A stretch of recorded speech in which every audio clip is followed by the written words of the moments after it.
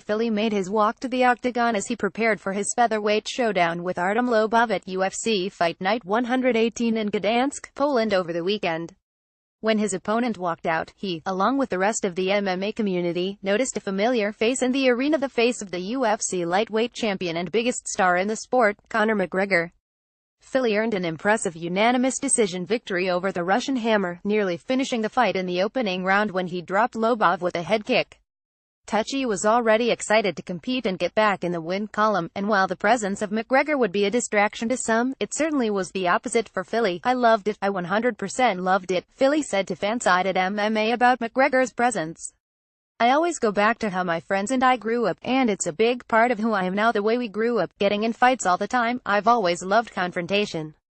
I genuinely love confrontation. I love putting on a show for people and I love getting people fired up." After my walkout, Artem was walking out and I saw Conor.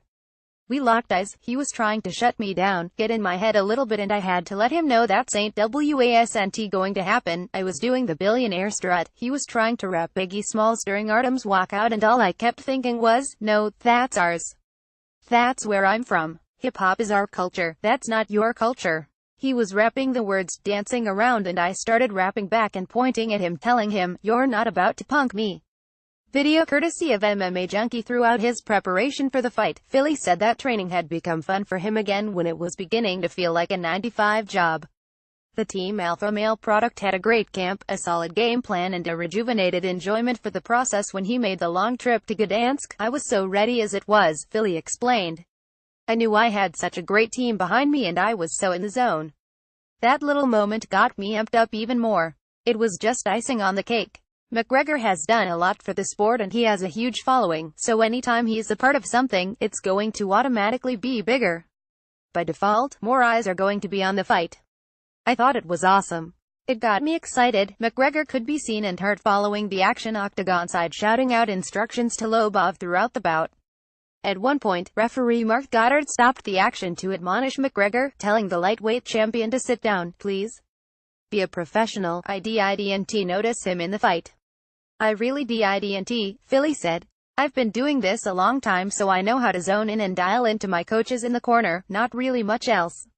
I remember Mark Goddard stopping it when I was on top of Artem and I didn't know what the hell he was doing. I thought he was standing us up and then he started yelling at Conor. I really didn't hear him or notice him during the fight before that." Despite the pre-fight back and forth between him and McGregor, Fili fully understands that is it part of the fight game and that there is no ill will. Some fighters may be rattled by the scenario, while others flourish because of it. Fili was the latter, but also realizes the contributions McGregor has given to the sport and to the UFC. After the fight, I walked over and told Conor, "Hey man, it's all respect. I just had to put on a good show," Fili said. He was getting fired up, I was getting fired up, and that's how fighting should be. That just reminded me of when I was growing up. You've got to beat somebody up while their best friend is talking saint to you. This is a confrontation. This is a competition. It's all good to touch gloves and remember this is a sport, but at the end of the day, we're fist fighting each other. All of that extra saint just gets me hyped up.